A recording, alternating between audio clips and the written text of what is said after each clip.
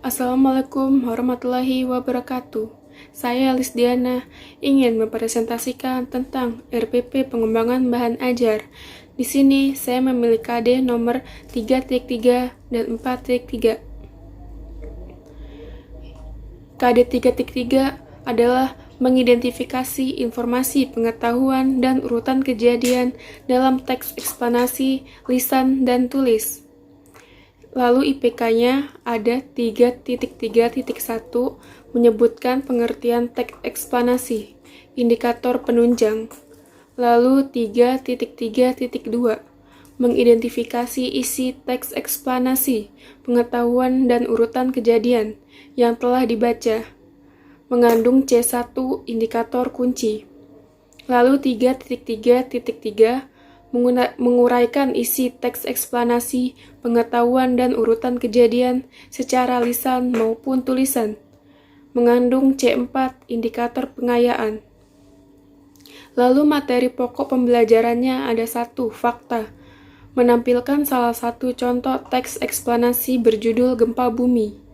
2. Konsep, pengetahuan informasi dalam teks eksplanasi, urutan kejadian dalam teks eksplanasi. 3.3.1 Teks eksplanasi merupakan teks yang menjelaskan sebuah fenomena alam, sosial, budaya, dan lain-lainnya dari sudut pandang ilmiah. Lalu 3.3.2 Membaca teks eksplanasi seksama dan mencari informasi penting di dalamnya. Lalu 3.3.3 Urutan kejadian dalam teks eksplanasi meliputi pernyataan umum, sebab akibat, dan interpretasi. Metode pembelajarannya yaitu ceramah, diskusi, dan tanya jawab. Lalu evaluasinya ada pilihan ganda, uraian, dan lisan. Berikutnya yang KI 4.3 yaitu mengkonstruksi informasi, pengetahuan, dan urutan kejadian dalam teks eksplanasi secara lisan dan tulis. IPK-nya ada 4.3.1 yaitu menyesuaikan informasi pengetahuan dalam teks eksplanasi secara lisan dan tulisan, mengandung P1 indikator kunci. Lalu 4.3.2 menyusun informasi urutan kejadian dalam teks eksplanasi secara lisan dan tulis, P1 indikator kunci. Lalu materi pokok pembelajarannya, yang pertama ada prosedur, menjelaskan langkah menyesuaikan informasi dalam teks eksplanasi, lalu menjelaskan cara menyusun informasi urutan kejadian dalam teks eksplanasi. Lalu yang kedua metakognitif, memahami informasi dari teks eksplanasi yang telah dibaca, mengetahui informasi urutan kejadian dari teks eksplanasi yang telah dibaca. Lalu metode pembelajarannya adalah kinerja dan portofolio, dan evaluasinya lisan dan tulisan. Selanjutnya, saya membuat handout. Sama seperti sebelumnya, saya menggunakan KD 3.3 dan 4.3. Pengantarnya adalah kemampuan mengkritisi teks eksplanasi mengharuskan kita membaca dengan teliti agar menemukan rangkaian peristiwa dan sebab akibat terjadinya fenomena itu. Hal-hal yang dikritisi secara tulis maupun lisan dapat berupa fenomena alam maupun fenomena sosial yang ada di sekitar kita.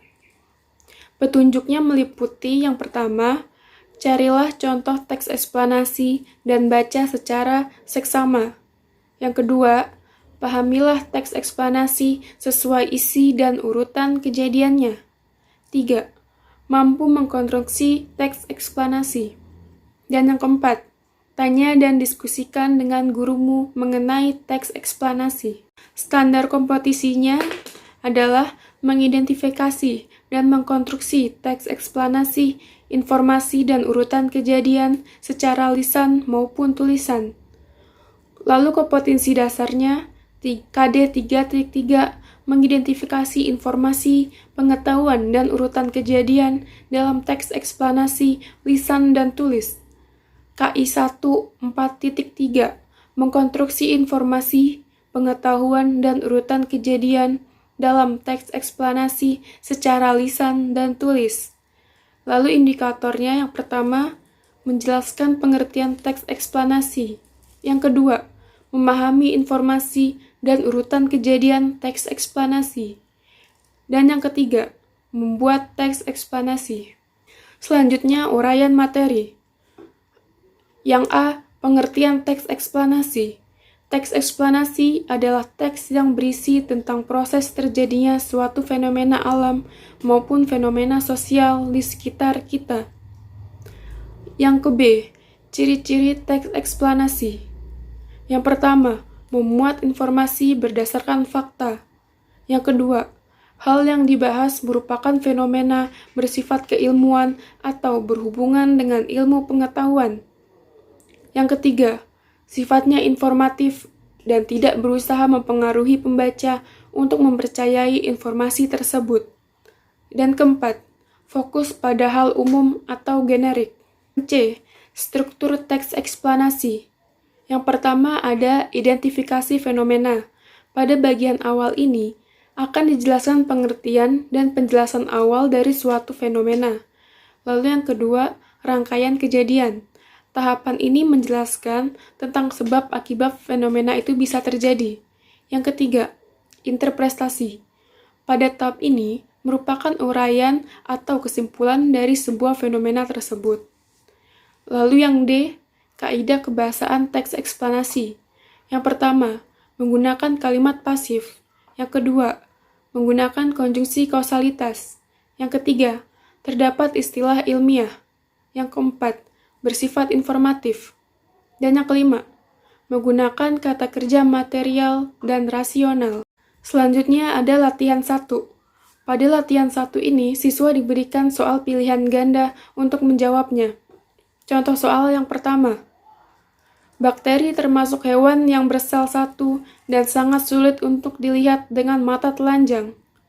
Dalam pertumbuhannya, bakteri memproduksi sampah yang disebut toksin. Bila toksin yang dihasilkan oleh bakteri masuk dalam tubuh, ia akan menyerang aliran darah dan menjalar ke bagian lain dalam tubuh. Toksin itulah penyebab kita sakit dengan gejala seperti sakit kepala, sakit perut, hingga sakit tenggorokan. Adapun penyakit yang disebabkan oleh virus, yaitu flu, cacar air, gondok, dan lain sebagainya. Teks di atas mengandung isi yang menjelaskan bahwa A. Bakteri sangat membahayakan kehidupan manusia. B. Bakteri merupakan salah satu penyebab timbulnya beberapa penyakit. C. Berbagai penyakit selalu disebabkan oleh bakteri. D. Berbagai penyakit disebabkan oleh virus. Jawaban yang tepat adalah B. Bakteri merupakan salah satu penyebab timbulnya beberapa penyakit. Selanjutnya soal nomor 2. Kesuksesan seseorang tidak datang begitu saja. Ada beberapa faktor yang mendukung kesuksesan seseorang.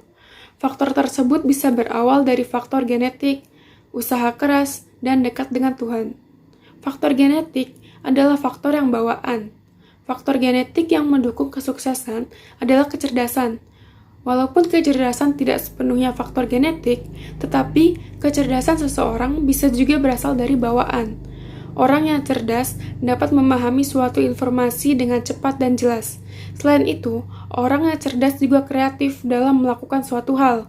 Kesuksesan juga datang dari usaha keras. Usaha keras diwujudkan dengan pantang menyerah.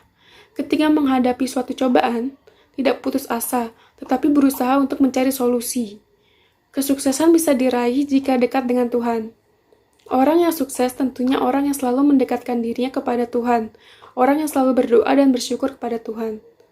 Sebab akibat teks di atas kecuali yang A. Orang yang berjiwa pantang menyerah tidak putus asa. B. Dengan usaha keras, orang akan pantang menyerah. C. Orang yang dekat dengan Tuhan, doanya mudah dikabulkan. Yang D. Kesuksesan akan memberi kehidupan yang nyaman. Jawabannya adalah yang D. Kesuksesan akan memberikan kehidupan yang nyaman. Lalu latihan 2. Yang merupakan soal esai. Soal yang pertama, buatlah salah satu teks eksplanasi dengan menggunakan struktur kebahasaan yang tepat. 2. Tulis dan jelaskan langkah-langkah untuk membuat teks eksplanasi. 3. Bacalah teks eksplanasi di bawah ini. Saat gempa terjadi dan permukaan dasar laut naik turun di sepanjang patahan, maka saat itulah tsunami terbentuk. Patahan itu menyebabkan keseimbangan air laut terganggu. Patahan yang besar akan menghasilkan gelombang yang besar juga. Sesaat setelah gempa terjadi, air laut akan mengalami surut dan akan kembali ke daratan dalam bentuk gelombang besar, atau disebut tsunami. Tsunami juga terjadi karena letusan gunung berapi di dasar laut yang mengakibatkan tingginya pergerakan air laut atau perairan di dekatnya. Jelaskan informasi yang terkandung dalam teks eksplanasi di atas beserta konjungsi kausalitasnya.